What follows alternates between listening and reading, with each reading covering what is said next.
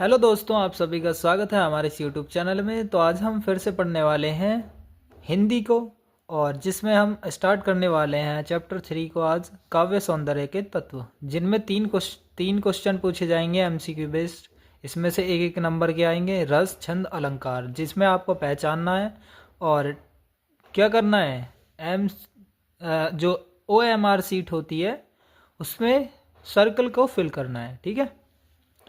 तो स्टार्ट करते हैं, ज़्यादा समय न गवाते हुए। अपने सभी दोस्तों को शेयर कर दीजिए इस क्लास को, और स्टार्ट करते हैं। चलो, तो आज हम सीखने वाले हैं रस छंद अलंकार। तो रस क्या होता है, छंद क्या होता है, अलंकार क्या। तो देखिए, स्टार्ट करते हैं हम हास्य रस से। रस में भी हास्य रस पढ़ रहे हैं, करुण रस पढ़ेंगे, दो चीज़ें पढ़ रहे हैं, ठीक है। हास्य रस, हास्य रस की परिभाषा क्या होती है? किसी की आकृति, वेशभूषा, चेष्टा आदि को देखकर हृदय में जो विनोद का भाव जागृत होता है उसे हास कहा जाता है। जब किसी भी चीज़ को, आकृति को देख के, किसी के पहनावे को देख के, किसी की भी बात को सुनकर मन में जो हंसी की भावना जागृत हो जाती है, हंसी आ जाती है मन में, तो वही हंसी जब विभाव, अनुभाव और संचारी भाव से मिलकर पुष्ट हो जाती है, उसे हास्य रस कहा जाता है, ठीक है। स्टार्ट करते हैं। इसके क्या होंगे उपकरण, यानी स्थायी भाव होगा हास, विभाव, अनुभाव, विभाव होगा आलंबन विभाव, जिसमें विकृत वेशभूषा, आकार, चेष्टाएं, ये सब चीज़ें नहीं पूछता है, लेकिन फिर भी आपको करा देता हूँ। उद्दीपन विभाव, आलंबन की अनोखी आकृति, बातचीत तथा चेष्टाएं। अनुभाव, आश्रय की मुस्कान, नेत्रों की मिचमिचाना, नेत्रों का मिचमिचाना, अट्टहास आदि, खिलखिला के हंसना, अट्टहास यानी। संचारी भाव, हर्ष, आलस्य, निद्रा, चपलता, कंपन, उत्सुकता आदि। उदाहरण क्या है इसका? हास्य रस का उदाहरण है ये। विंध्य के वासी उदासी, तपोव्रतधारी, महाविनु नारी दुखारे, गौतम तीय तरी तुलसी सो कथा सुनी मैं, भई मुनि वृंद सुखारे। इस तरह से दिया गया है, बहुत बड़ा, ठीक है। तो आपको एक या दो लाइन कर लेनी है, वैसे तो आप लिखने के लिए नहीं आ रहा, तो इसलिए आपको बस सिर्फ समझा रहा हूँ कि हास्य रस क्या होता है। किसी भी आकृति को, वेशभूषा को, चेष्टा आदि को देखकर जो हृदय में किसका, हंसी का भाव जागृत होता है, उसे ही हास्य रस कहते हैं। करुण रस, ऐसे ही इसमें किसी भी प्रिय वस्तु को या व्यक्ति को देखकर मन में जो दुख प्रकट होता है, उसे ही करुण रस कहा जाता है, करुण रस, ठीक है। स्थायी भाव इसका शोक होता है। इसका हास्य रस का क्या होता है? हास, स्थायी भाव। इसका होता है शोक। करुण रस का शोक, हास्य रस का हास। हास्य हास, करुण शोक। समझ में आया? अब हम आगे देखेंगे, इसका उदाहरण देखते हैं। अभी तो मुकुट बंधा था माथ, यानी माथे पर, हुए कल ही हल्दी के हाथ, खुले भी न थे लाज के बोल, खिले थे चुंबन शून्य कपोल, हाय रुक गया यही संसार, बिना सिंदूर अनल अंगार, बात हत लतिका यह सुकुमार, पड़ी है छिन्नाधार। यानी इसमें किसी की वेदना, शोक दिखाया गया है, ठीक है। यानी इसमें स्थायी भाव क्या है? शोक। तो हम अब स्टार्ट करते हैं क्वेश्चन से। तो आप तैयार हैं कि हम अब क्वेश्चन को स्टार्ट करने वाले हैं कि इनके आंसर क्या होंगे। अब आप एक के बाद एक समझेंगे, ध्यान से समझिएगा, ठीक है। तो ध्यान से समझना है इनको। सॉरी। उचित उत्तर विकल्प चुनकर निम्नलिखित में से किसी एक का प्रश्न का उत्तर दीजिए। हास्य रस का स्थायी भाव क्या होता है? तो इनमें से अभी बताया मैंने, हास होता है। क्या होता है? हास। शोक किस रस का स्थायी भाव होता है? तो शोक किसका? करुण रस का। आंसर आ गए समझ में? हास्य रस में विनोद का भाव क्या देखकर जागृत होता है? इनमें से कौन सा हो जाएगा? तो ये सभी के सभी, आकृति को देख के, वेशभूषा को और चेष्टा को, सभी को देख करके हृदय में हास भाव जागृत होता है, विनोद का, हास्य रस में विनोद का भाव जागृत होता है, ठीक है। नंबर 4, कौन सा संचारी भाव हास्य रस का नहीं है? तो संचारी भाव कौन सा नहीं है? तो ये भी जो चीज़ थी ना, संचारी भाव, विभाव, अनुभाव, ये सब चीज़ भी इनमें पूछी जा रही हैं, तो इसलिए आप ध्यान से कर लीजिएगा, ठीक है। तो मैं आपको दिखा रहा हूँ। तो इसमें अब इस बार पूछ लिया, संचारी भाव हास्य रस का कौन सा नहीं है इनमें से? तो अभी हमने पढ़ा था, क्या क्या पढ़ा था देखिए, हास्य रस, हर्ष, आलस्य, निद्रा, चपलता, कंपन और उत्सुकता। तो इनमें ये हैंगे, उन्माद है क्या? नहीं है, उन्माद नहीं है। ठीक है, तो उन्माद नहीं है, तो ये क्या, उन्माद ही इसका राइट आंसर हो जाएगा, यानी नेगेटिव का नेगेटिव आंसर होता है।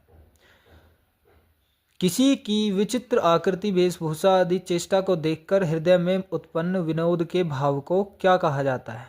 तो किसको क्या कहा जाता है? हास कहा जाता है। ठीक है, विनोद का भाव यानी हास। हास, विनोद का भाव कौन सा उत्पन्न हो जाता है? हास का भाव उत्पन्न हो जाता है। नंबर 6, किसी प्रिय वस्तु अथवा व्यक्ति के विनाश से उत्पन्न दुख की संवेगात्मक स्थिति को क्या कहते हैं? तो करुण रस कहते हैं। क्या, दुख जब प्रकट होगा तो करुण रस में होगा। ठीक है, तो उसे करुण रस कहा जाता है। करुण रस का आलंबन विभाव क्या होगा? तो करुण रस का आलंबन विभाव होगा विनष्ट वस्तु। करुण रस का स्थायी भाव है। करुण रस का स्थायी भाव आपको पता है कि क्या होता है? करुण रस का स्थायी भाव शोक, अभी आपको पीछे भी बताया है, तो आपका दोबारा से रिवीजन हो गया। अब इसको देखिए, हंसी हंसी भाजई देखी दूल्हा दिगंबर को, पाहुनी जे आवई हिमाचल के उछाह में, शीश पर गंगा हसे भुजनी भुजंगा हसे, हास ही को दंगा भयो नंगा के विभा में। ठीक है, तो 9वां ये दिया गया है। तो इनमें से कौन सा रस है? इनमें इस वाली लाइन में कौन सा रस है? तो इसमें आपको इसे सुन करके क्या आ रही होगी? हंसी, है ना? तो नंबर 1 इसका राइट आंसर हो जाएगा, ए ऑप्शन। ठीक है, अब बात करते हैं इस पर, किस पर? नंबर 10वें क्वेश्चन पर। तो 10वां क्वेश्चन में क्या कहा गया है देखते हैं। 10वां क्वेश्चन है, तात तात हा तात पुकारी, परी भूमितल व्याकुल भारी, चलत न देखन पायऊं तो ही, पात न राम ही सोपऊं मोही। उपयुक्त चौपाई में निहित स्थायी भाव है। तो कौन सा भाव है इसमें? तो बताइए, आपका आंसर हो जाएगा तो शोक रस। ठीक है, तो इसमें शोक दिखाया गया है, व्याकुलता, भारी व्याकुलता दिखाई गई है कि वो पूरी तरह से व्याकुल हुए पड़े हैं। कौन? राम ही, राम। ठीक है, 11वां क्वेश्चन, सर मूसर नाचत नगन, लखी हलधर को स्वांग, हंसी हंसी गोपी फिर हंसे, मनहु पिए सी भांग। तो मन में जैसे पी हुई हो भांग। तो इनमें से कौन सा आंसर होगा इसका आंसर? तो इनमें आंसर होगा हास्य रस, हास्य हास रस। ठीक है, स्थायी भाव भी पूछ रहा है। उपयुक्त कविता में प्रयुक्त रस कौन सा है? हास्य रस, और इसका स्थायी भाव हास। इसमें दिख रहा है ना आपको, सर मूसर नाचत नगन, लखी हलदर को स्वांग, हंसी हंसी गोपी फिर हंसे। तो हंस रहे हैं ना इसमें, इस पंक्ति में, मनहु पीएसी भांग। 12वां क्वेश्चन आप देखेंगे, इसका राइट आंसर हो जाएगा डी, हास्य रस, इसका 11वें का। अब नंबर 12वें पे, निम्नलिखित में करुण रस का उदाहरण कौन सा है? तो इनमें से चारों में से कौन सा उदाहरण होगा? तो आपको ध्यान से पढ़ना है, उसके बाद राइट आंसर देना है। तो कौन सा होएगा इसमें? ब्रज में बिरही लोग दुखारे, ब्रज में बिरही लोग दुखारे। तो इसका राइट आंसर हो जाएगा ये। आप ध्यान से पढ़ लीजिएगा 13वां क्वेश्चन, क्योंकि वीडियो लंबी हो जाएगी और भी आगे चीज़ें समझानी है आपको। किस रस में प्रिय व्यक्ति या वस्तु के विनष्ट होने का दुख होता है? तो इस किस में होता है? करुण रस में, सॉरी, करुण रस में। तो करुण रस में होगा। प्रिय वस्तु या व्यक्ति का नष्ट हो जाने पर क्या वो दूर चला जाता है, तो उसका क्या होता है? दुख होता है हमें। तो करुण रस में होता है। 14वां क्वेश्चन, राम राम कहीं राम कहीं, राम राम कहीं राम, तन परिहरी रघुपति विरह, राव गयो सुरधाम, गयो सुरधाम। इन पंक्ति में प्रयुक्त रस कौन सा है? तो रस कौन सा है? हो सकता है आपको समझ में भी आ गया होगा कि क्या हो रही है यहाँ, क्या चल रही है, बताओ क्या, किसकी बात चल रही है? बताइए आप, क्या भक्ति रस की बात चल रही है, या फिर शांत रस, या हास्य रस, या फिर करुण रस की? तो कौन से की बात चल रही है? करुण रस की। राम राम कही राम कही, राम राम कही राम, तन परिहरी रघुपति विरह, विरह यानी बिछड़ना, तो करुण रस, शोक हो रहा है। तो इस तरह के वर्ड आप पहचानेंगे, व्याकुलता या विरह होना, बिछड़ना, तो शोक, शोक की, दुख की भावना प्रकट हो रही है, तो इससे समझ जाएंगे। 15 क्वेश्चन। जे ही दिसी बैठई नारद फूली, सो दिसी ते ही न बिलो की भूली, पुनि पुनि मुनि उकसही अकुलाही, देखी दशा हर गन मुस्काही। उपयुक्त पंक्तियों में रस कौन सा है? तो इनमें से रस कौन सा हो जाएगा? हास्य रस। ठीक है, आगे बढ़ते हैं। नंबर 16 में, नाना वाहन नाना वेशा, बिहसी रिस शिव समाज निज देखा, को मुखहीन विपुल मुख काहू, बिनु पद कर को बहु बाहु। उपयुक्त पंक्ति में कौन सा रस है? तो इनमें से कौन सा रस है बताइए आप? तो इनमें से रस है वीर रस। कौन सा रस है इसमें? वीर रस। क्या सही है राइट आंसर? नहीं है। तो क्या इसमें बताइए आप? नहीं समझ में आ रहा है तो आप बता सकते हैं कि क्या आंसर हो जाएगा इसका? क्या दिख रहा है इसमें? हंसने का स्वभाव उत्पन्न हो रहा है। देखिए, नाना वाहन नाना वेशा, बिहसी शिव समाज निज देखा, को मुख हीन विपुल मुख काहू, बिनु पद कर को बहु बाहु, बहु बाहु, हास्य रस। ठीक है, 16वां क्वेश्चन। 17वां देखेंगे, तो इसमें राइट आंसर कौन सा हो जाएगा? हास्य रस होगा, कोई और नहीं। ठीक है, 16वें क्वेश्चन का आंसर डी, हास्य रस, हास्य रस, हास्य रस। हाथी जैसी देह है, गेंडे जैसी खाल, तरबूज जैसी खोपड़ी, खरबूज जैसे गाल। उपर्युक्त पंक्तियों में कौन सा रस है? तो इनमें से तो आपको इसको सुन करके हंसी आई होगी, तो ये भी क्या है राइट आंसर? क्या होगा? हास्य रस। विंध्य के वासी उदासी तपव्रत धारी, महाविनु नारी दुखारे। पंक्ति में कौन सा रस है? तो इसमें पंक्ति में है हास्य रस। ठीक है, अब बात करते हैं प्रश्न नंबर 19 पर। हाँ रघुनंदन प्रेम परिते, तुम बिन जियत बहुत दिन बीते। उपयुक्त पंक्तियों में प्रयुक्त रस कौन सा है? तो इसमें रस है करुण रस। निर्वेद स्थायी भाव है किसका रस का? कौन से रस का स्थायी भाव है? तो निर्वेद है कौन से का? शांत रस का। ठीक है, तो शांत रस का है निर्वेद। बात करते हैं आगे। रस के कितने अंग होते हैं? रस के कितने अंग होते हैं? तो बताइए आप, रस के कितने अंग होते हैं? तो रस के होते हैं अंग 4। रस के कितने अंग होते हैं? 4 अंग। जो घनीभूत पीड़ा थी, मस्तक में स्मृति सी छाई, दुर्दिन में आंसू बनकर वह आज बरसने आई। ठीक है, उपयुक्त पंक्तियों में रस कौन सा है? तो आप देख भी सकते हैं करुण रस होगा इसमें। ठीक है, आंसू निकल रहे हैं, शोक हो रहा है, दुख हो रहा है, तो आंसू बनकर आए हैं। ठीक है, अलंकार को शांति से समझेंगे तो अलंकार कौन से हैं? अलंकार की परिभाषा होती है जब 2 या 2 से अधिक जो शब्द मिल करके काव्य की शोभा को बढ़ा देते हैं, या फिर काव्य की शोभा बढ़ाने वाले तत्वों को ही अलंकार कहते हैं। ठीक है, तो यहाँ पे देखते हैं अलंकार। अलंकार, अलम मीन्स भूषण, कार का अर्थ क्या होता है? वाला। तो भूषण आभूषण वाला, अर्थात अलंकृत से करे, यानी शोभा बढ़ाने में सहायक हो। जिस प्रकार आभूषण पहनने से स्त्रियों के सौंदर्य में 4 चांद लग जाते हैं, उसी प्रकार अलंकार के प्रयोग से काव्य का सौंदर्य बढ़ जाता है। अलंकारों के प्रयोग से शब्द और अर्थ में चमत्कार उत्पन्न हो जाता है, अर्थात काव्य के शब्द और अर्थ में चमत्कार उत्पन्न करके काव्य की शोभा बढ़ाने वाले तत्वों को अलंकार कहते हैं। अलंकार के 2 भेद होते हैं, शब्दालंकार, अर्थालंकार। और शब्दालंकार में भी अलग अलग पढ़ेंगे, अर्थालंकार में भी अलग। तो इसमें से बता देते हैं थोड़ा थोड़ा। अर्थालंकार, अर्थ में चमत्कार उत्पन्न करने वाले अलंकार अर्थालंकार कहलाते हैं। अर्थ में अलंकार उत्पन्न यानी क्या चमत्कार उत्पन्न करने वाले को अलंकार अर्थालंकार कहा जाएगा। उपमा अलंकार, इसमें कौन कौन से भाग हैं? अर्थालंकार में उपमा, रूपक, उत्प्रेक्षा 3 है, और शब्दालंकार वाले में अनुप्रास, यमक, श्लेष है। ठीक है, क्या है? अनुप्रास, यमक, श्लेष। तो उपमा अलंकार ध्यान से समझेंगे, जहाँ पर किसी व्यक्ति वस्तु की तुलना किसी अन्य व्यक्ति या वस्तु से करी जाए या उसके जैसे समानता की जाए, बताई जाए कि हाँ ये ऐसा ही है, वहाँ उपमा अलंकार होता है। इसके 4 अंग होते हैं। कौन कौन से? उपमेय, उपमान, समान धर्म, वाचक शब्द। ध्यान से समझना इनको।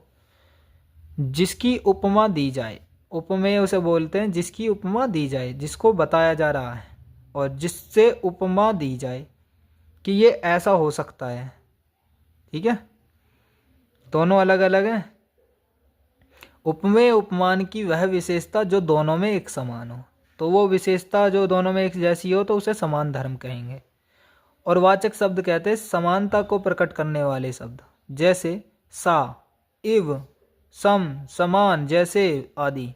ये सब उसमें दिखाई दे जाए तो समझ लेना कि क्या होंगे, क्या उपमा अलंकार होंगे।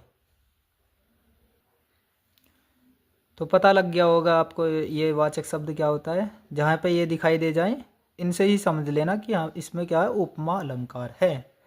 उदाहरण, मुख मयंक सम मंजू मनोहर। मुख मयंक सम मंजू मनोहर।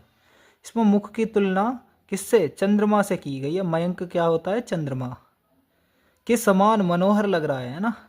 यहाँ पर मुख की तुलना सुंदर चंद्रमा से की गई है। यहाँ उपमा अलंकार है।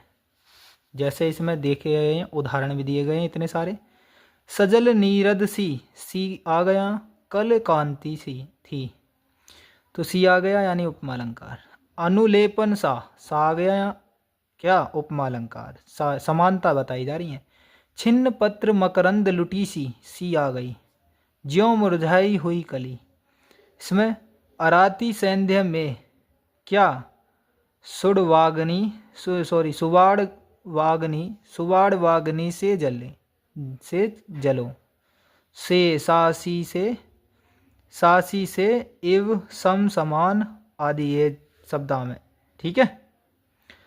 रूपक अलंकार परिभाषा, जहाँ उपमेय में उपमान का भेद रहित आरोप हो, जहाँ संभावना नहीं करी जा रही है उसमें आरोप दिया जा रहा है, अर्थात जहाँ उपमेय और उपमान में कोई भिन्नता प्रदर्शित न की जाए, उसमें कोई भी क्या हो, अलग अलग ना दिखाई दे, वहाँ रूपक अलंकार होता है। जैसे चरण कमल बंदो हरिराई, यानी उसके जैसे होते लेकिन ज़्यादा ही बढ़ा चढ़ा कर बोल दिया।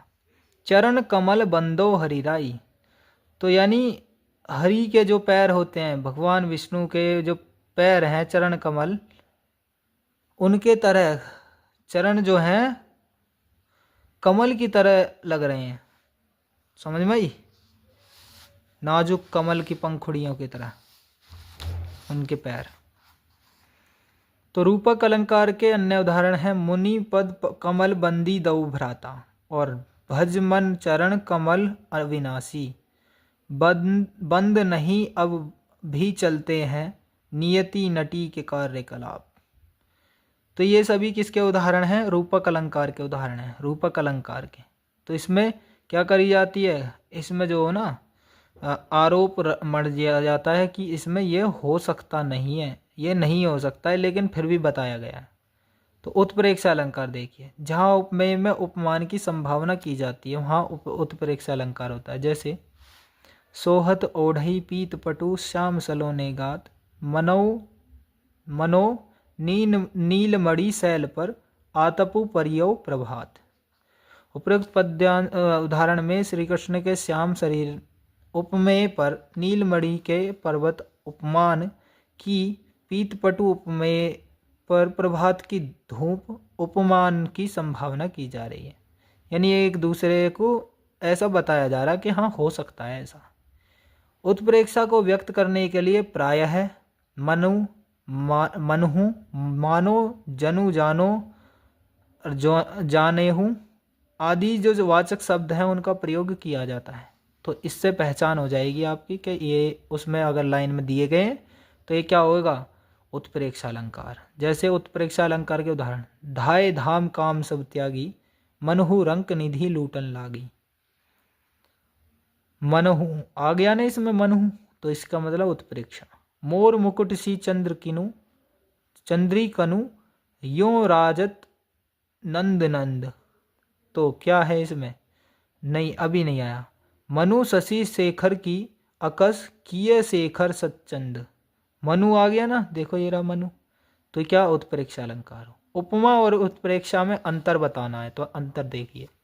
उपमा रूपक उपमा अलंकार में और रूपक उत्प्रेक्षा में, दोनों में अंतर क्या क्या है? इसमें समानता बताई जाती है और इसमें क्या संभावना करी जाती है, इतना अंतर। पर फिर भी इनके द्वारा देखते हैं। उपमा अलंकार में किसी वस्तु उपमेय की किसी अन्य वस्तु उपमान से किसी समान धर्म गुण धर्म आदि के आधार पर समानता बताई जाती है, जबकि उत्प्रेक्षा अलंकार में उपमेय में उपमान की संभावना व्यक्त की जाती है। जैसे उपमा अलंकार में कमल के समान कोमल चरण बताए गए हैं, ठीक है, और उत्प्रेक्षा में मानव चरण कमल से कोमल हैं। मानो, मानना है आपको, चरण जो हैं, पैर जो हैं, कमल से भी कोमल हैं। जैसे कमल है उससे भी कोमल बताएं, बताओ हो सकते हैं क्या? नहीं हो सकते। तो ये संभावना की जा रही है। उपमा और रूपक में भेद देखना, उनमें अंतर देखना है। उपमा अलंकार में किसी व्यक्ति या वस्तु की तुलना किसी अन्य व्यक्ति से की समान धर्म गुण के आधार पर समानता बताई जाती है, और रूपक अलंकार में इनमें क्या कर दिया जाता है? अभेद आरोप किया जाता है। जैसे उपमा अलंकार का एक और उदाहरण मिल गया आपको, उपमा अलंकार का पीपर पात सरिस मंडोला, ठीक है। और इसमें देखिए रूपक अलंकार में मुनि पद कमल बंदी दो भ्राता, अलग अलग है, ठीक है। तो ये उपमा का, ये रूपक का। अब स्टार्ट करते हैं हम क्वेश्चन से। काव्य की शोभा बढ़ाने वाले तत्वों को क्या कहा जाता है? अलंकार। काव्य की शोभा बढ़ाने वाले तत्वों को क्या कहा जाता है? अलंकार। तो यहाँ मैंने आपको पीछे भी बताया था, अलंकार का शाब्दिक अर्थ क्या होता है? तो अलंकार का होता है क्या? सौंदर्य को बढ़ावा देना या किसी और चीज के लिए? तो बता सकते हो आप क्या? आभूषण। अलंकार का अर्थ क्या है? अभी मैंने यहाँ पर बताया था कि अलंकार का अर्थ होता है आभूषण, ठीक है। और शब्दालंकार किस पर आधारित होता है? शब्दालंकार अर्थ पर, शब्दों पर, वाक्यों पर या फिर छंदों पर। तो शब्दालंकार होता है किस पे? ऑप्शन नंबर बी, शब्दों पर होता है, ध्यान रखना। अर्थालंकार किस पर आधारित होता है? अर्थालंकार बताओ। तो अर्थालंकार अर्थ पे ही होएगा, किस पे? अर्थ, अर्थ, ध्यान से याद करना है। नहीं, शब्दालंकार किस पे? शब्द। शब्दालंकार का भेद नहीं है, कौन सा नहीं है? अनुप्रास, यमक, श्लेष, तीनों है ये, और उपमा नहीं है। उपमा जो अर्थालंकार का भेद है, ठीक है। जहाँ किसी व्यक्ति की तुलना दूसरी प्रसिद्ध वस्तु से की जाती है, वह होता है कौन सा? तुलना करी जाती है, समानता बताई जाती है, तो क्या होगा इसमें? इसमें तुलना की जा रही है, समानता नहीं बताई जा रही, ठीक है। इसमें तुलना की जाती है, तो संभल के चलना है। ये वाले अभी आपने अलंकार नहीं सीखे हैं, क्योंकि अनुप्रास, यमक, श्लेष तीनों अलंकार अभी किसके? शब्दालंकार के आपने नहीं सीखे हैं। तो शब्दालंकार के जो अलंकार होते हैं वो थोड़े थोड़े मैं डिटेल में बता देता हूँ। जैसे अनुप्रास अलंकार में जो भी वर्ण आते हैं ना, उनकी वृत्ति बार बार होती है ना। जैसे क आ रहा तो लाइनों में कई में के दिखाई दे जाएगा। ऐसी रे रे रे रे, जैसे रघुपति राघव राजा राम, रे रे रे रे हर बार आ रहा, तो इसलिए अनुप्रास अलंकार है। और यमक अलंकार में एक जैसे दो शब्द यूज होंगे, लेकिन उनके अर्थ क्या होंगे? अलग अलग।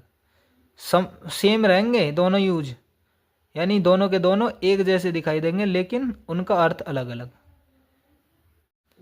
और श्लेष अलंकार में एक ही शब्द यूज होएगा, वो दो से अधिक अर्थ बताएगा, ठीक है।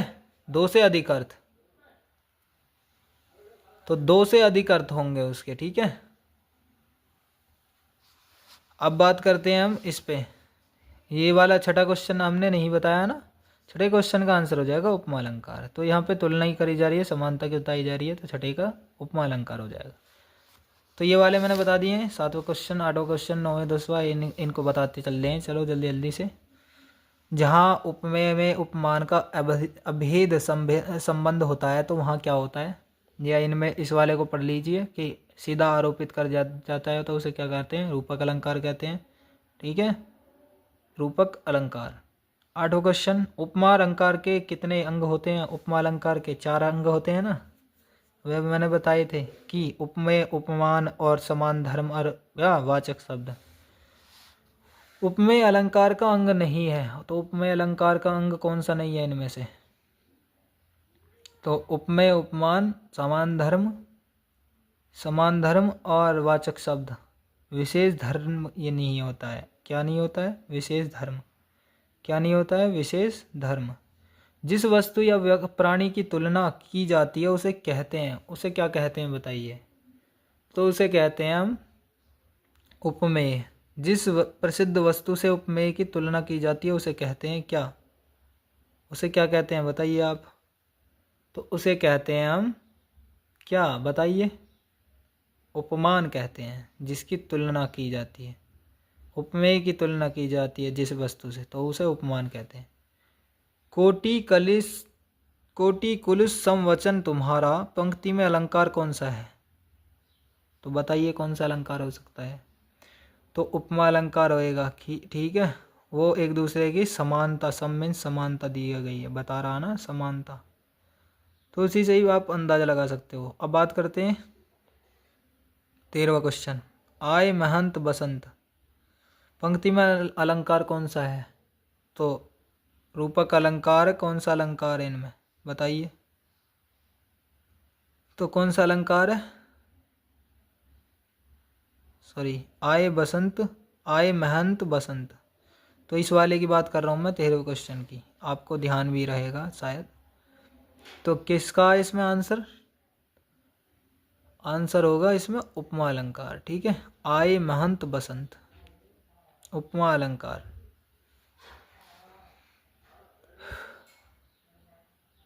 निर्मल तेरा नीर अमृत के सम उत्तम है, पंक्ति में अलंकार कौन सा है? तो इस वाली पंक्ति में कौन सा अलंकार है? उपमा अलंकार है। कौन सा अलंकार है? समानता बताई गई है कि किसके? निर्मल तेरा नीर अमृत के सम उत्तम है, यानी पानी जो है तुम्हारा, निर्मल पानी जो है अमृत के समान है। ठीक है, अमृत के समान ही आपका बहुत उत्तम पानी है ये। ठीक है, अमृत के समान है।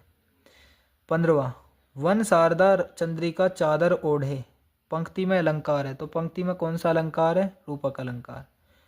राम नाम मणि दीप धरी, जिहि देहेरी द्वार, रेखांकित में अलंकार है। कौन सा अलंकार है?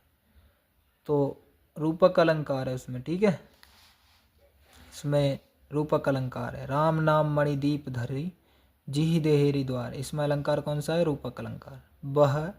वह दीप शिखा सी आ गया, शांत भाव में लीन, रेखांकित में अलंकार है। कौन सा अलंकार है? उपमा अलंकार। ठीक है, समानता, इसमें भी सी आ गया, तो क्या होएगा इसमें? पर इसमें तो कुछ और पूछ रहा है ना, उपमान पूछ रहा है। पड़ी थी बिजली सी विकराल, पंक्ति में उपमान कौन सा है? तो उपमान बिजली के बारे में बताया जा रहा, तो उपमान जिसके बारे में बताया जा रहा हो, तो बिजली उपमान है। क्या है? बिजली उपमान है। तब तो बहुता समय शिला सा जम जाएगा, पंक्ति में रेखांकित है। बहुता समय का मतलब क्या है? इसका अर्थ, तो बहुता समय क्या है? उपमेय है। उपमेय जिसकी बात करी जा रही है, समानता बताई जा रही है। चंवर सदरस डोल रहे सरसों के सर अनंत, पंक्ति में वाचक शब्द कौन सा है? तो वाचक शब्द बताना है। तो वाचक शब्द कौन सा हो जाएगा इसमें? सर अनंत वाचक शब्द हो जाएगा। ठीक है, चंवर सदरस डोल रहे सरसों के सर अनंत, पंक्ति में साधारण धर्म कौन सा है? तो साधारण धर्म कौन सा होएगा इस वाली लाइन में? तो इस वाली लाइन में होगा डोल रहे। डोल रहे क्या होएगा? साधारण धर्म या समान धर्म बोल सकते हो। ठीक है, रूपक अलंकार का उदाहरण इनमें से कौन सा है? तो आप सोच करके बताइए, समझ करके, कि उषा सुनहले तीर बरसाती, पाहुन ज्यों आए हो गाँव में शहर के, या को घटी ए वृष भानुजा वे हलदर के वीर, या एक राम घनश्याम हित चातक तुलसीदास। तो कौन सा होगा इसका राइट आंसर? तो आंसर नंबर डी, एक राम घनश्याम हित चातक तुलसीदास, रूपक अलंकार है उसका उदाहरण। ठीक है, देखिए 23वां क्वेश्चन, तो ध्यान से देखिएगा, मैं थोड़ा सा इसे जूम कर रहा हूँ ताकि आपको और भी ज़्यादा दिख सके। 23वां क्वेश्चन, उपमा अलंकार का उदाहरण है, तो उपमा अलंकार का उदाहरण कौन सा है इसमें? तो उपमा अलंकार का उदाहरण होगा भूतल तवा सा जल रहा, तवा जैसा जल रहा, तवा की तरह समानता। भूतल यानी जमीन जो तय की तरह जल रही है, ठीक है। उपमेय में उपमान की संभावना जब किस अलंकार में की जाती है? तो उत्प्रेक्षा में की जाती है, भ्रांतिमान में, संदेह में, या अतिशयोक्ति। तो अभी हमने पढ़ लिया उसी में ही, क्या था? उत्प्रेक्षा था। क्या था? उत्प्रेक्षा। तो आंसर क्या हो जाएगा? बी, इसका राइट आंसर हो जाएगा।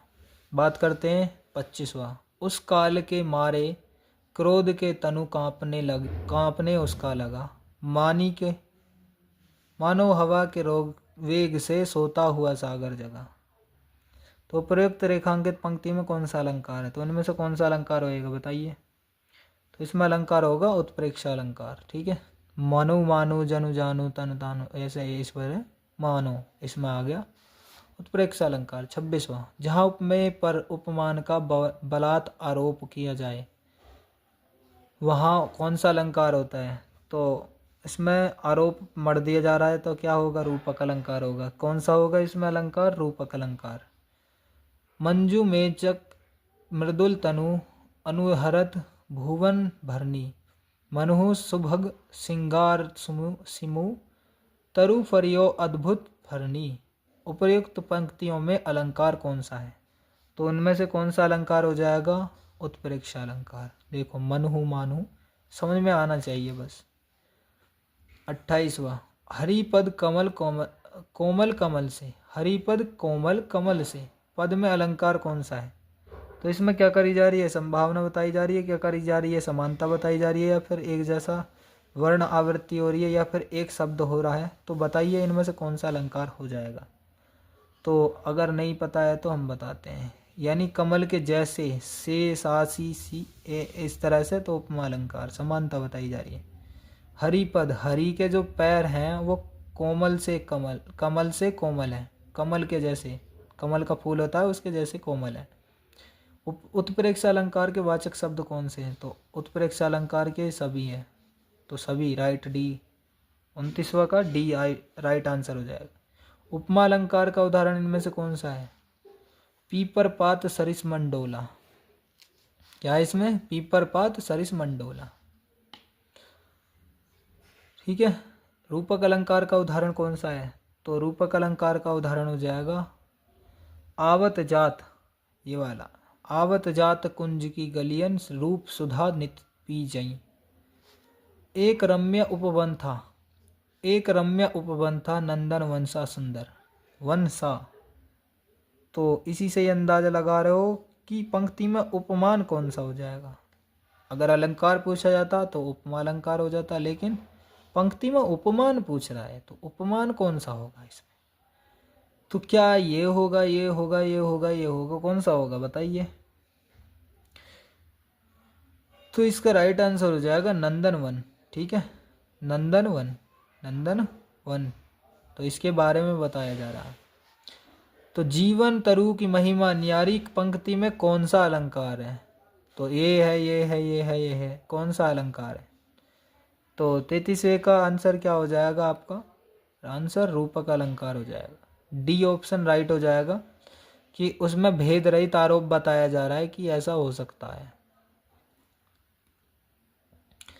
मुख बाल रवि समलाल होकर ज्वाला सा बोधित हुआ, इसमें अलंकार कौन सा है? तो इसमें अलंकार कौन सा होगा? इसमें अलंकार होगा उपमा अलंकार। कौन सा? उपमा अलंकार। सम समानता, सा ज्वाला सा, ये दो दो चीज दिखाई दे रही हैं तो उपमा अलंकार है। पायो जी मैंने राम रतन धन पायो, पंक्ति में कौन सा अलंकार है? तो 35वें का जवाब क्या हो जाएगा? रूपक अलंकार, ठीक है। 36वां क्वेश्चन, विधि कुलाल कीन्हे कांचे घट, पंक्ति में अलंकार कौन सा है? तो इसमें अलंकार कौन सा है? रूपक अलंकार। हरिपद कोमल कमल से, पंक्ति में अलंकार, ये फिर से पूछ लिया है एक बार, तो इसमें आंसर क्या हो जाएगा, यमक अलंकार। सोहत ओढ़े पीत पटु श्याम सलोने गात, मनौ नीलमणि शैल पर आतपो परियो प्रभात। अभी जो मैंने एक अलंकार बताया था उसमें उदाहरण दिया गया था ये, तो कौन सा हो जाएगा ये आंसर, आंसर हो जाएगा उत्प्रेक्षा। ठीक है। मानहु विधि तन अच्छ छवि, स्वच्छ राखिब काज, द्रग पग पोछन कऊ करे, पोछन कऊ करे, भूषण पायंदाज। ठीक है। उपरोक्त पंक्तियों में उत्प्रेक्षा का वाचक शब्द कौन सा है, तो 39वें का राइट आंसर हो जाएगा मानहु।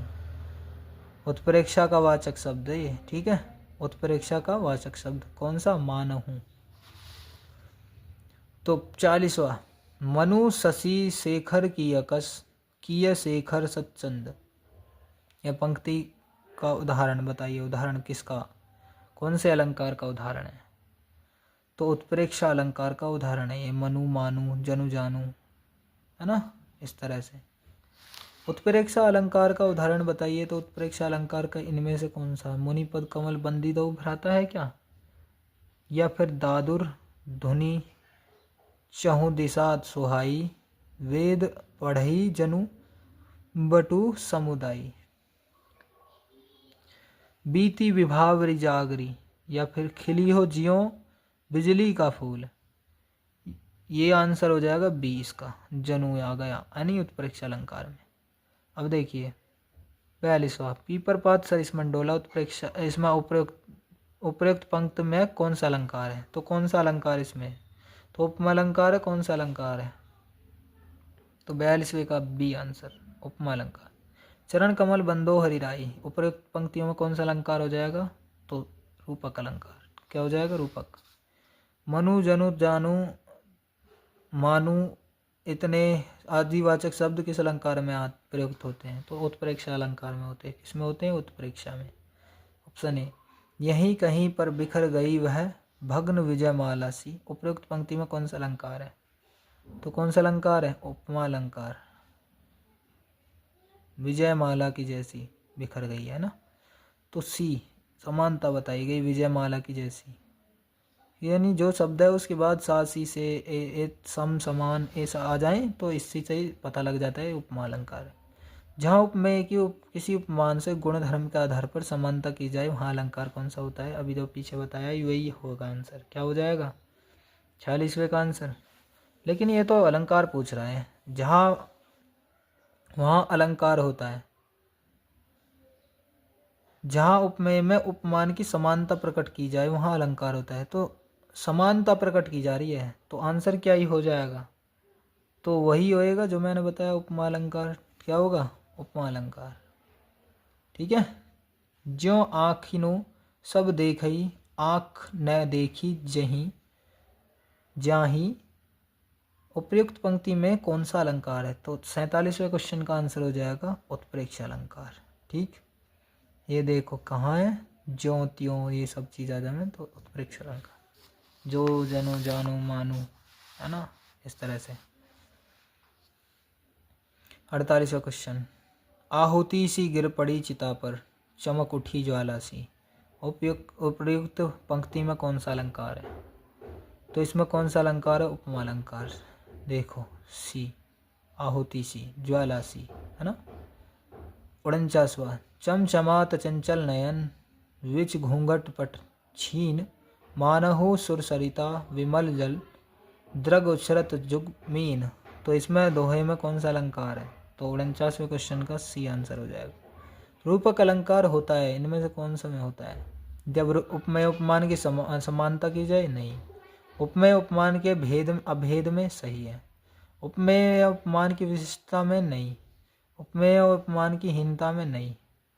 तो क्या आंसर हो जाएगा, उपमेय उपमान के अभेद में, जहाँ भेद रहित आरोप हो। भूरे बालों की सी कतरन, छिपा नहीं उसका छोटापन। 51वें का राइट आंसर हो जाएगा उपमा। ठीक है, बालों की जैसी, बालों के जैसी समानता बताई जा रही है, भूरे बालों के जैसी है। ठीक है। अब बात करते हैं छंद पे। तो कौन से छंद हैं? छंद समझते हैं, छंद के प्रकार समझते हैं। छंद पहले क्या होता है? छंद का मतलब होता है बंधन, अर्थात वर्ण, गति, विराम, मात्रा आदि नियमों पर आधारित शब्द रचना को ही छंद कहा जाता है। छंद अंग्रेजी भाषा में मैट्री अवर्स कहा जाता है। तो मेट्री, इसे मैट्री बोल सकते हो। तो छंद अनेक प्रकार के होते हैं, किंतु क्या करते हैं हम, मुख्य रूप से छंदों के निम्नलिखित भेद हैं, तो इनको ही पढ़ते हैं। ठीक है, वर्णिक छंद, मात्रिक छंद और क्या वर्णिक व्रत, 3। तो मात्रा की गणना के आधार पर जो आधारित छंद है वो मात्रिक छंद कहलाते हैं, और जो वर्ण के गणना के आधार पर रचे गए छंद है वो वर्णिक छंद। और जो 26 वर्ण वाले हैं उन्हें साधारण, और 26 से अधिक वाले वर्ण हैं उन्हें दंडक कहा जाता है। इनके भी 2 भेद हैं वर्णिक छंद में, 2 भेद, साधारण और दंडक। 26 तक रहेंगे तो वो साधारण कहलेंगे, और 26 से ऊपर मात्राएं हो जाएंगी तो उसे दंडक कहेंगे, जो वर्ण जो हैं। वर्णिक वृत्त क्या है? एक क्रमबद्ध नियोजित व्यवस्था है जिसमें लघु गुरु ये सुनिश्चित करता है कि गुणों के इस नियमों से नियोजित रहने के कारण गुणात्मक छंद भी कहते हैं इसे। और मंदा, क्रांता, इंद्र, वज्रा, उपेंद्र, वज्र, वंशस्थ, मलिनी आदि नाम इसी प्रकार के छंद हैं। क्या है ये? वर्णिक वृत्त छंद है। अतः अपने पाठ्यक्रम में हमने क्या है, सोठा और रोला 2 ही छंद निर्धारित हैं, तो हमें इनको पढ़ना है। बात करते हैं हम दोनों छंद के बारे में, सोठा और रोला छंद। तो यहाँ तक आप समझ गए होंगे, नहीं समझ में आया है तो बता दीजिए, क्योंकि यहाँ पर आपको नहीं दिखा होगा तो देख लीजिए एक बार, आप स्क्रीनशॉट ले सकते हो। बात करते हैं हम सोठा छंद की। यह दोहे का उल्टा छंद होता है। इसके पहले और तीसरे चरण में 11-11 मात्राएं और दूसरे चौथे चरण में 13-13 मात्राएं होती हैं। अब मात्रा कैसे गिनोगे? देखिए, जो सुमिरत सिद्धि होई, कन नायक करीवर बदन, करहु अनुग्रह सोई, बुद्धि राशि शुभ गुण सदन। जो के लिए क्या लिखा जाएगा? 2 मात्राएं लगेंगी, 3 लगेंगी। सुमिरत के लिए 1 और 2, 3 और 2 5, इसमें 3 लगा रखी है तो इसके लिए भी 3 ही मानी जाएंगी। ठीक है, जय और ओ के लिए, जय के लिए और ओ की मात्रा के लिए, ओ की मात्रा के लिए 2 और 1 जय के लिए, 3 हो गए। 2 देखिए यहाँ 1 2 3 4, छोटी ई के लिए, छोटे ऊ के लिए 1 1 ही लगेगी। ठीक है, सीधी हुई तो सीधी, ये भी छोटी ई की मात्रा है तो 2 1 होएगा इसमें भी। और इसके बाद हुई तो ये उल्टे सीधे लगा रखे हैं। गणनायक करीबर बदन, देखो 2 3 4 5 6 7 8, 2 10 और 1 11, 11 तो ये हो गए। 1 2 2 4 और 1 5 और 1 6, 7 8 9 10 11 12 13। ठीक है, जैसे मैंने बताया ऐसे लगाओ। तो इस तरह से होंगे। स्पष्टीकरण, इस छंद के पहले और तीसरे चरण में 11-11 और दूसरे चौथे चरण में 13-13 मात्राएं होती हैं। इसे सोरठा का छंद का उल्टा हो, सोरठा छंद में क्या, दोहे का उल्टा हो जा। तो देखते हैं अब रोला छंद को। तो इसकी परिभाषा और उदाहरण देखते हैं, पहचान भी इसकी।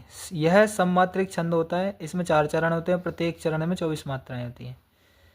11-13 पर यति होती है। 2-2-2 के चरणों में तुक होना, और प्रत्येक चरण के अंत में 2 गुरु या 2 लघु वर्ण होते हैं। ठीक है, तो रोला छंद में क्या होते हैं, 24 मात्राएं होती हैं हर एक चरण में। ठीक है, 11 और 13 नहीं होते इसमें, सीधे क्या होते हैं,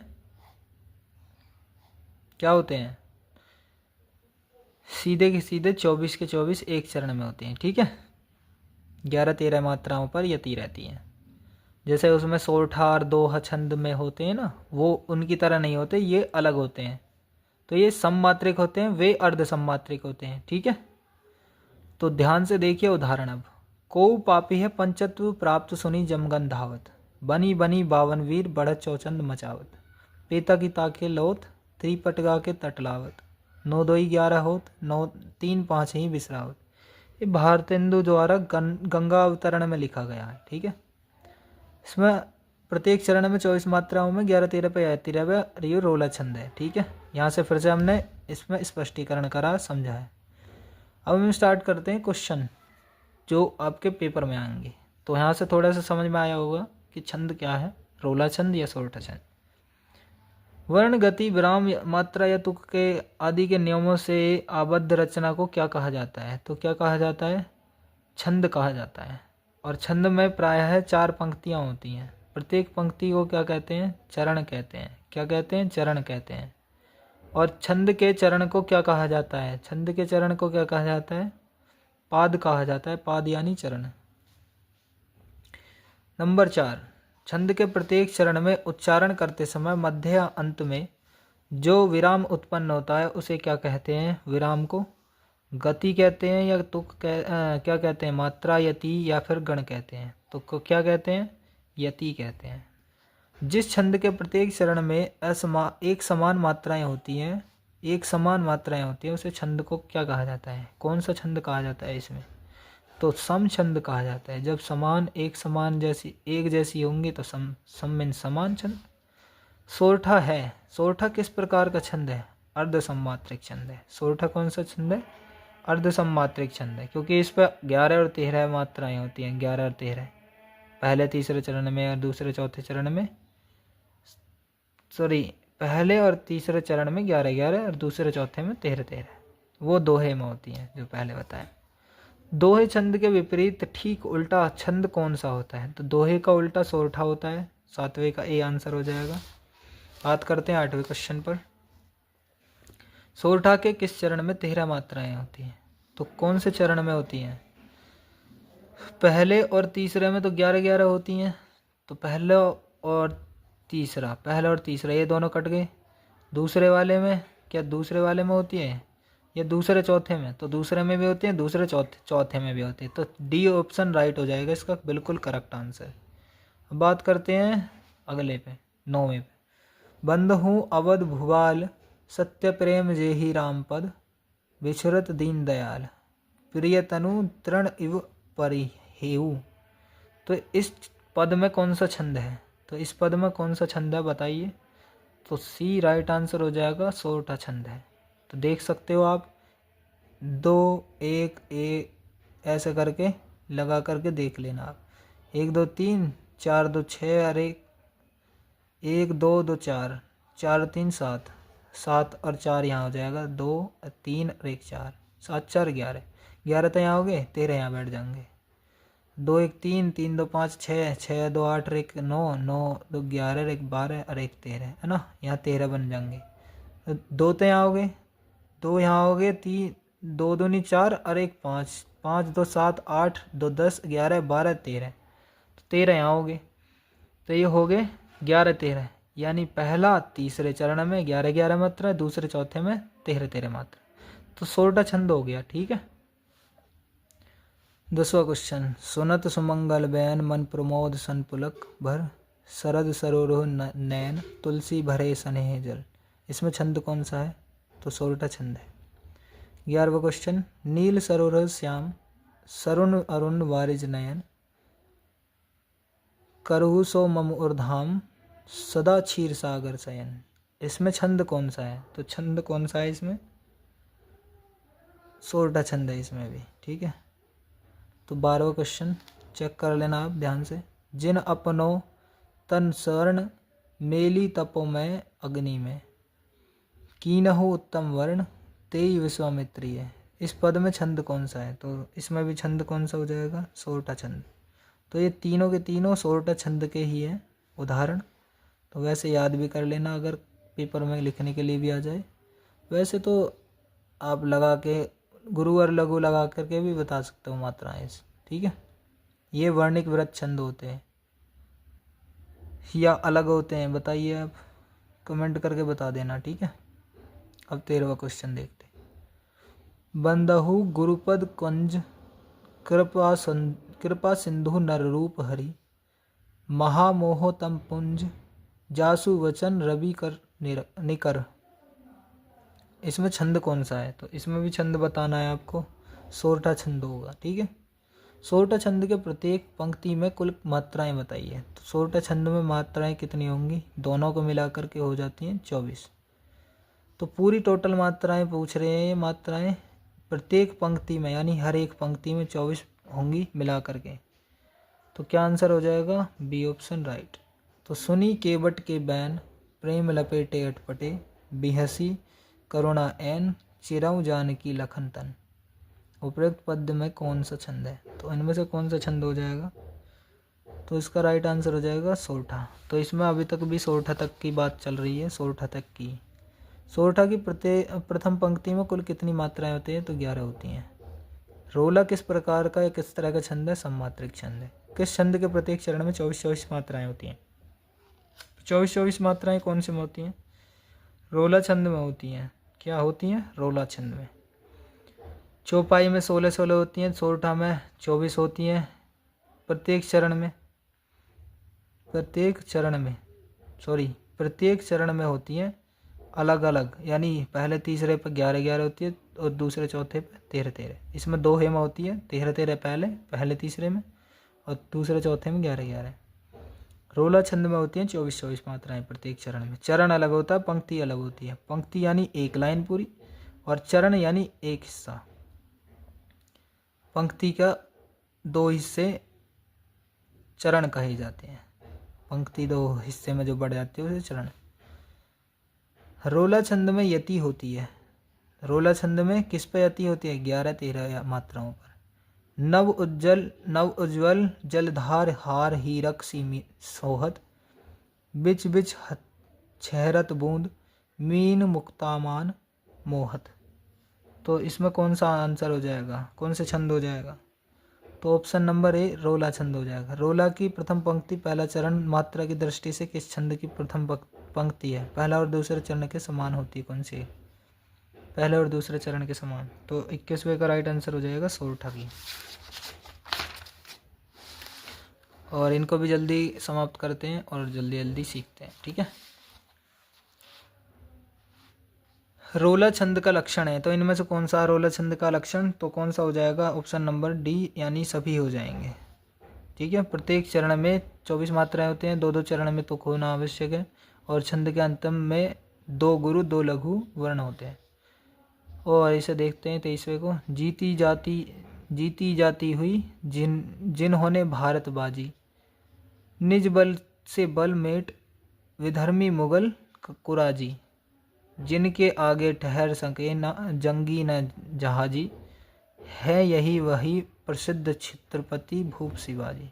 उपरोक्त पंक्तियों में छंद कौन सा है? उपरोक्त पंक्तियों में, तो इसमें आंसर हो जाएगा ऑप्शन नंबर सी, रोला छंद, ठीक है। प्रत्येक चरण में 11-13 पर यति होती है, तो इसमें तो रोला छंद हो गया इसका 23वें का। 24वें क्वेश्चन पर 11-13 पर यति किस पर चरण में, कौन से चरण में होती है? प्रत्येक चरण में 11-13 पर यति होती है, कौन से में होती है? तो अभी पढ़ा था रोला छंद, ठीक है। तो 24वें का क्या आंसर हो जाएगा? Option B. 25वां, सोरठा छंद में चरण होते हैं, तो सोरठा छंद में कितने होते हैं? तो अभी बताया था क्या होते हैं? 5, ये 4, ये 3, ये 2, कितने होते हैं? 4। तो हर एक में 4 चरण होते हैं, हर एक में, वो तो पता ही है आपको। छंद में 4 चरण होते हैं। सममात्रिक छंद है जिसमें 4 चरण होते हैं ये, और प्रत्येक चरण में 24 मात्राएं होती हैं, 11-13 पर यति होती है। वह लक्षण किस छंद का है? या किस छंद के प्रत्येक चरण में 11-13 पर विराम से 24 मात्राएं होती हैं? तो रोला छंद में होती है। किस में होती है? ये ऑप्शन, ठीक है। लिख कर लोहित लेख डूब गया दिन मणि, आहा व्योम सिंधु सखी देख, तारक बुद्बुद दे रहा। उपरोक्त पंक्तियों में प्रयुक्त कौन सा छंद है? तो कौन सा छंद है? सोरठा छंद। रोला छंद में कुल कितने चरण होते हैं? तो कितने चरण होते हैं रोला छंद में? तो अभी तक हम 4 चरण पढ़ते हुए आ रहे हैं, तो कौन से चरण होंगे इसमें? तो ऑप्शन नंबर सी है इसका राइट आंसर हो जाएगा, 4 चरण। रोला छंद के प्रत्येक चरण में कितनी मात्राएं होती हैं? 24 मात्राएं। कहाँ गया? 24 मात्राएं। जो सुमिरत सिद्धि होई गन्नायक करिवर बदन, करहु अनुग्रह सोई बुद्धि राशि सुपगुण सदन। उपरोक्त पंक्तियों में प्रयुक्त छंद कौन सा है? तो सोरठा छंद है। सोरठा छंद के दूसरे चौथे चरण में कितनी मात्राएं होती हैं? कितनी होती हैं? दूसरे चौथे चरण में 13-13 मात्राएं होती हैं। सोरठा छंद के पहले और तीसरे चरण में 11-11 मात्राएं होती हैं, ठीक है, सी ऑप्शन। और इसके चौपाई के प्रत्येक चरण में कितनी मात्राएं होती हैं? 16 होती हैं, ठीक है। तो इस क्लास में बस इतना ही, मिलते हैं नेक्स्ट क्लास में और इसमें सीखेंगे हम हिंदी व्याकरण शब्द रचना के तत्व।